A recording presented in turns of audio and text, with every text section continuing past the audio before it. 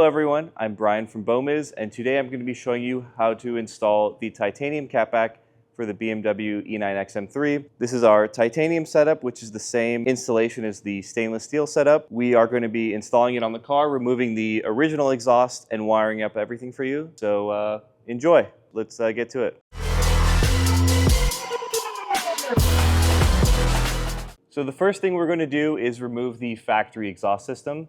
We're only going to be touching the axle back portion or the catback portion. The reason on these cars this would be the catback, even though a lot of people call it the axle back, is the cats are actually on the mid pipe, not the headers or the down pipes of normal cars. So to remove it, we're going to have to unbolt it from the mid pipe. Then there's two hangers in the middle. There's two hangers on the sides and then two hangers on the middle. So I'm going to show you how to do that. After we remove the factory exhaust system, we can install the new one.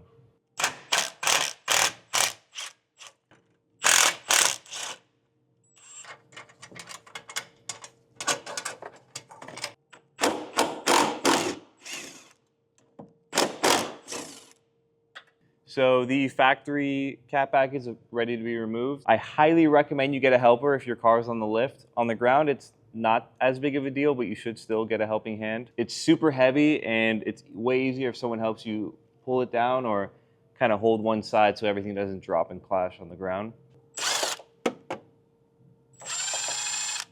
Boop.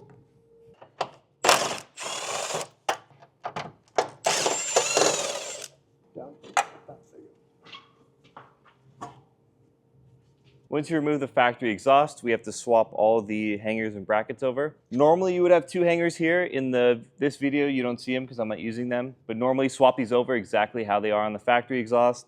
Swap these over exactly how they are, and then we're going to swap the middle brace as well.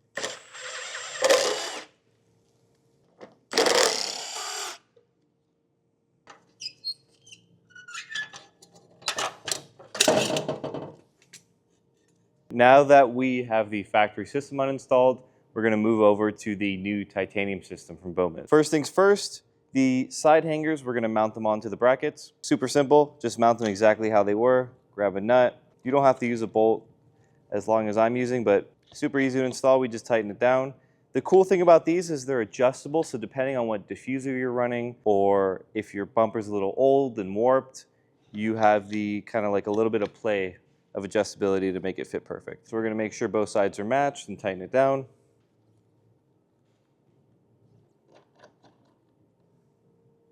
Okay, so the last thing we got to put on is the rear hanger bracket. All you do to install it, exactly how you took it off, just slide it onto the new hangers on the exhaust system. If you're having trouble with yours, you could add a little bit of soapy water or lube or whatever you feel is necessary.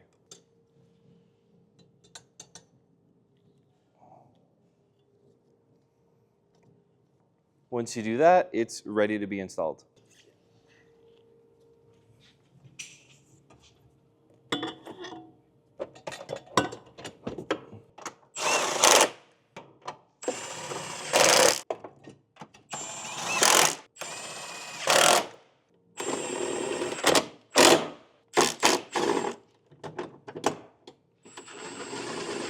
Now we're going to add on the connecting pipes to the mufflers. Always make sure you put on the clamps first. Just slide them on because it's annoying if you slide on the connecting pipes, bolt it up, and you're like, oh wait, I forgot the clamps that go on there. So just slide them on.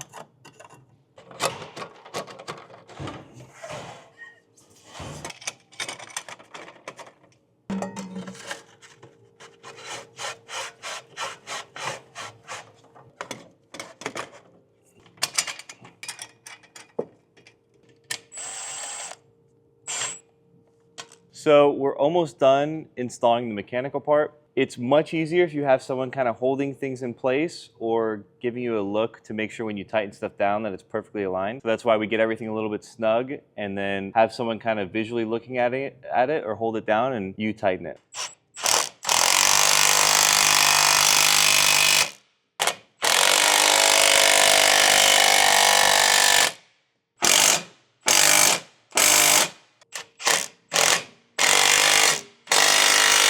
So I'm going to show you how to install a slip-on clamp because I've seen a lot of issues that people have and a lot of misproper use of them. The way slip-ons work is that they have slits, and when you put them over a pipe and then you put the clamp, slits kind of tighten and allow it to have movement. And a lot of people, when they put the clamps on, they'll put it too far in or not close to the edge. So you want to have it as close to the edge as possible as the pipe joining the other pipe. And then you'll see a gap here that people will leave the slit exposed. And if you leave the slit exposed, it'll cause a big leak. So if you look at our tips, for example, they're slip-on tips because they have these slits. And if you have the slit exposed where the gap is, it'll cause a major leak. Or let's just say you put the clamp here instead, it'll also cause more exposure for it to leaking.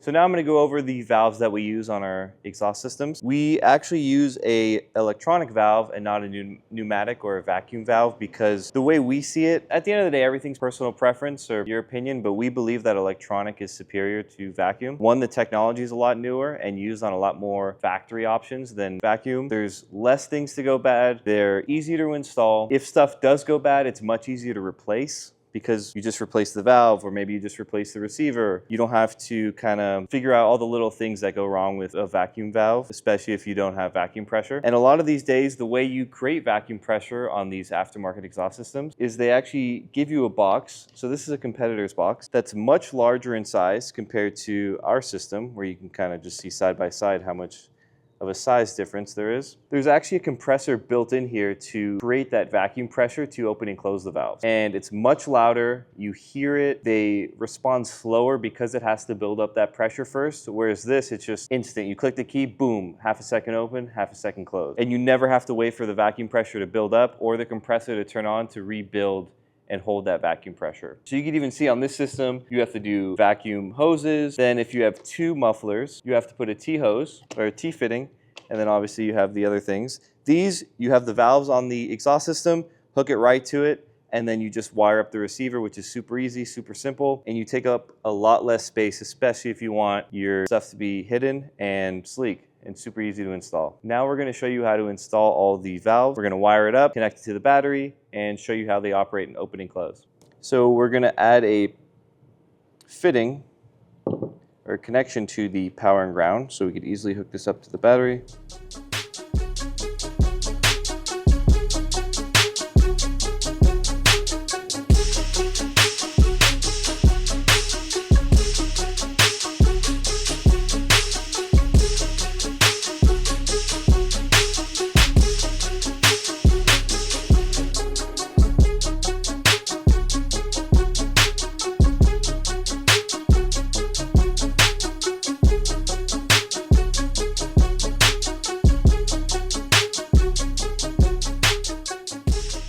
So the first thing we're going to wire up is the valves, and we're going to have to feed the valves from the interior to the bottom of the car to the mufflers. We are going to utilize a grommet that's right behind the bumper near the battery. And to get the wires down, we're going to remove this tray, feed the wires, and then put the tray back on. Let's take this.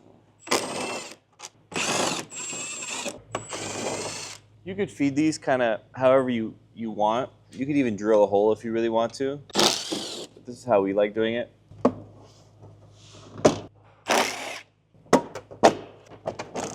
Now that we have the car back down, we're going to put the two valve wires through the grommet. So let me show you what grommet we're using and how to kind of feed it through. So if you look over here behind the battery, you're going to want to remove the ground in case you have the OEM battery or a bigger battery so it's not in the way. And then right here on the kind of bumper side of the car, you're going to see a big grommet right here, and we're going to use a fly head to kind of just push it to the side, take it out, push it to the side, and feed the wires through. Once you kind of pry it off, just pull it.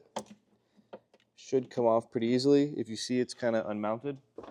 So we're going to take one of the valve wires and feed it through and do the same with the other one.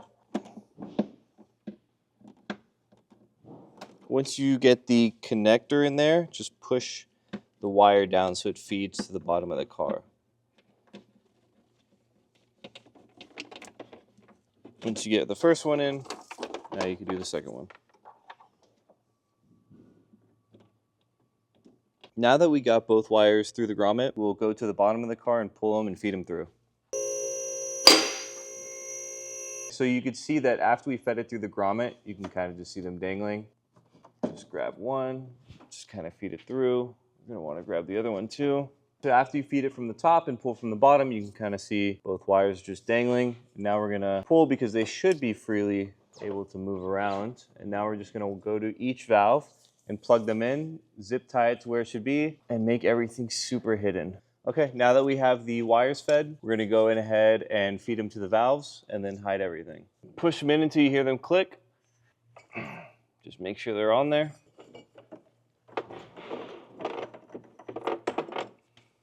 Okay, and just like that, we have both mufflers plugged in. I highly recommend that before you wire manage everything, you want to make sure they work. So let's go and wire up the receiver, make sure everything functions, and then we'll clean everything up. Grab your receiver box. We're going to plug in all the cables. So first we plug in the power cable, then we're going to plug in the valve cables.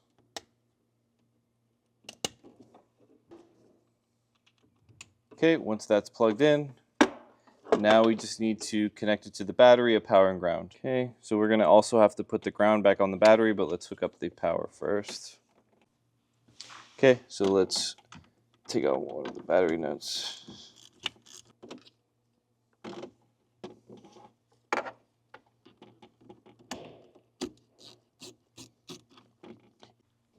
Grab one of your remotes. If you click a button and you should hear the valves actuate.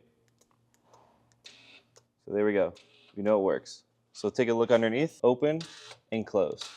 And you see how seamless and quiet, and you don't hear a compressor. Just literally look how fast it opens and closes. So we want to plug the receiver to ignition power because if it's on ignition power, it'll turn off when the car turns off, turn on when the car turns on, and it won't drain your battery. There's a couple ways you could do this. We could find a wire in the trunk that we could tap that has ignition, or we could run a fuse tap or wire to one of the ignition wires in front. Really tough trying to find a wire in the rear that is actually ignition on these cars. It's not the end of the world if you want to plug it to your battery, but if you don't drive your car a lot, you'll risk draining it if you don't drive for a few weeks. But if you drive your car everywhere, you should be okay, but I highly recommend that you wire it to ignition. All of our electronics do come with a warranty, so if anything does break, it is covered, but highly recommend ignition. So the ignition wire that I found is a green wire with a white stripe, so green and white. It goes to the modules in the back, so it's normally plugged into the back box. It's one of these, I'll tell you how many pin connector it is. Looks like a 12 pin connector. Black one with maybe 5 wires coming out of it or so. The green and white one is ignition on it, so we're tapping it. You could see that the receiver is tapped to it, and when the car's on, the receiver will light up. When the car's off, it'll turn off. Put the cover back on, and you know, once we get to it, we could clean up the wires and make everything super neat.